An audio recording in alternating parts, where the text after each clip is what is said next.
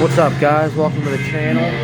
Figured I'd do a quick video on my little project I got in here for the last about half week. I put in a 4-inch rough country suspension lift, but I figured I'd do a little part 1 and part 2 of how you install it real quick. Part 1 will be the front, and then part 2 will be the back. These are 33-inch tires, and I already have a 3-inch body lift on the truck, so I got about 7.5 inches of lift on it. But anyways, I'll get started. So first, what I did was, first what you want to do is drop your axle down. Not all the way. You want to leave this bolted up. Originally, it'd be up here though. Drop bracket won't be in there.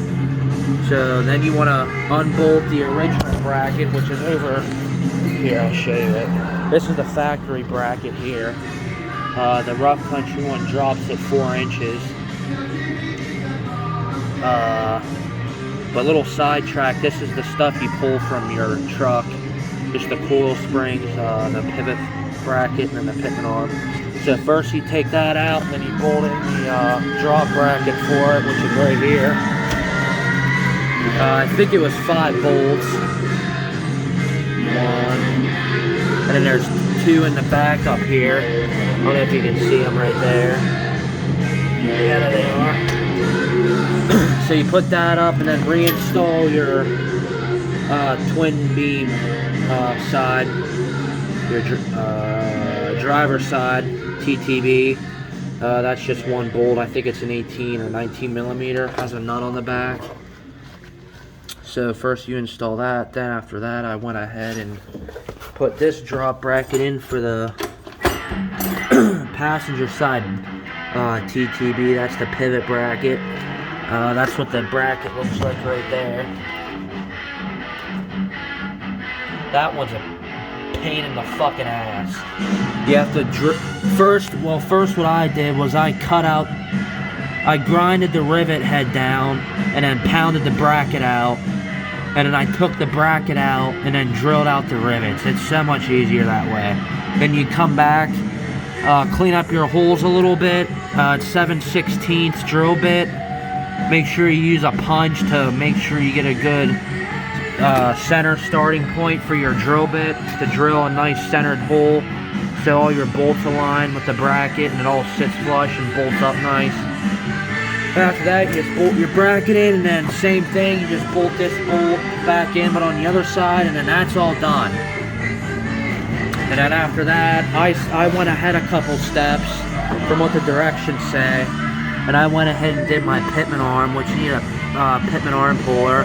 Mine was pretty easy, it wasn't a big deal. And then I also needed a ball joint puller for that. It just made it easier. You can run them at fucking AutoZone for free, so I figured, well, fuck it, I'll just go pick up both right up the road. Done, call it a day. That was quick.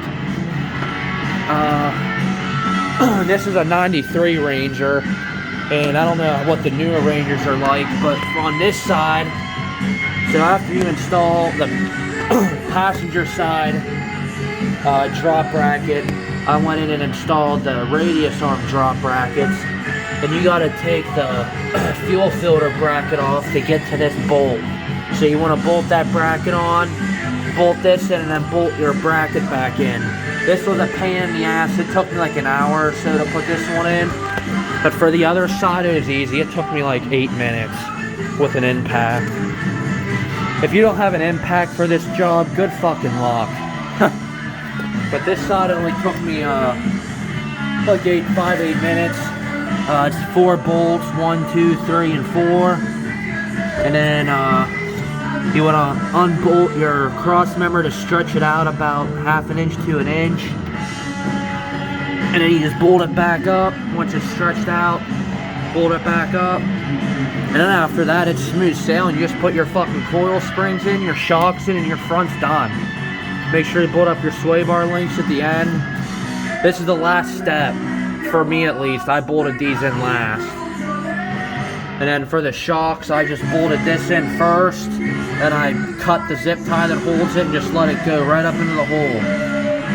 Then that nut's a 5/8. And then that's the front. Really isn't that bad. It's just very labor intensive getting all these rusty bolts out. And I also believe that there are rivets for this radius arm, but mine were all bolts, and I'm pretty sure there's 2 rivets, but don't quote me on that. And then I'll post a part 2 to show you how I